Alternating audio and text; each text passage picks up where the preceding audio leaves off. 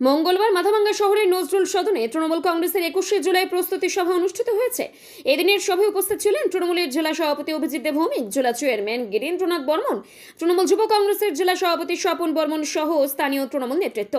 মাথাভাঙ্গা শহর তৃণমূল সভাপতি বিশ্বজিৎ রায় বলেন, 21শে জুলাই শহর এলাকার কর্মীরা কলকাতা শহীদ দিবসের অনুষ্ঠানে অংশগ্রহণ করবে, তারই প্রস্তুতি নিয়ে এদিনের সভা। এদিনের সভায় বক্তারা 21শে জুলাইয়ের তাৎপর্য ব্যাখ্যা করেন। নজরুল সদনে প্রচুর তৃণমূল কর্মী জমায়েত হয়েছিল।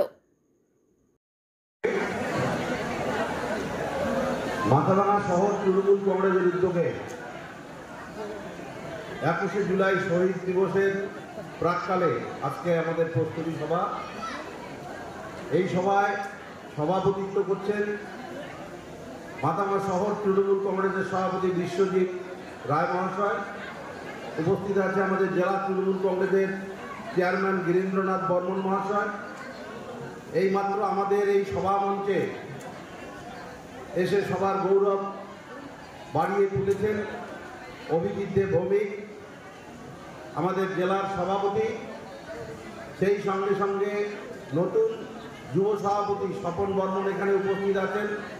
উপস্থিত আছেন আমাদের পৌরসভার চেয়ারম্যান, ভাইস চেয়ারম্যান তথা অন্যান্য কাউন্সিলরগণ, শাখা সংগঠনের নেতৃত্ব এবং শহরের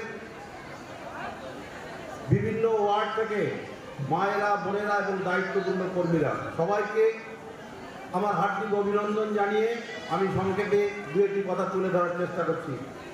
21শে জুলাই এটা শহীদ দিবস, আমাদের কাছে একটা ঐতিহাসিক দিন।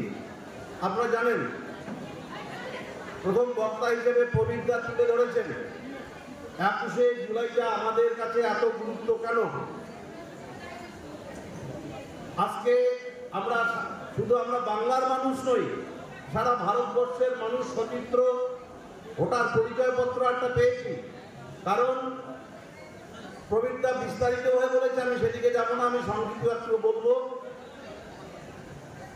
এই যে জগদ্দল পাথরের মতো বাংলায় একটা সরকার ছিল, বামফ্রন্ট সরকার ছিল, 11 সাল পর্যন্ত তাকে হাঁটানোর ক্ষমতা কারো ছিল না। মমতা বন্দ্যোপাধ্যায় দিল্লির কাছে, আমরা সে সময়